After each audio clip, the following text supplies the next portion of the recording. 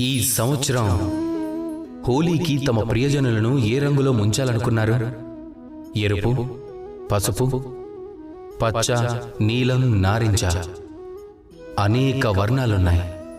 ఒకవేళ ఇదే ప్రశ్న నన్నడిగితే కనుక నేను చిన్నప్పటి నుంచి ఏ రంగుతో అయితే ఆడుతూ వచ్చానో అదే రంగుతో ఇప్పుడు కూడా ఆడతాను అంటాను. అదే ప్రేమవర్ణం.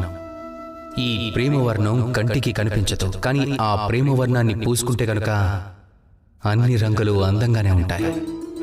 ప్రేమ దృష్టిలో ఏ రంగైనా అపశకునం గాని అశుభం గాని కానే కావు. ఈ ప్రేమవర్ణంతోనే నేను ప్రేమకి దేవుడినయ్యాను. నన్ను అడిగితే మీరు కూడా ఒకసారి ఈ ప్రేమవర్ణాన్ని ఉపయోగించాలి. ప్రయత్నం చేయండి.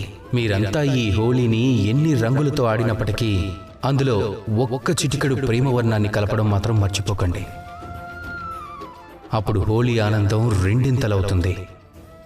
మనవాళ్లైనా పరాయి వాళ్లైనా మీరు ప్రేమతో హోలీ ఆడితే గనుక అందరూ దగ్గరవుతారు. దగ్గరకు రావటం వల్ల వెలువడే చైతన్యం ఏదైతే ఉందో అదే హోలీ యొక్క వాస్తవిక వర్ణం. అందుకే ఇక నుంచి ప్రేమవర్ణంలో అందర్నీ ముంచెత్తండి. ఆ ప్రేమతోనే పలకండి, రాధాకృష్ణ.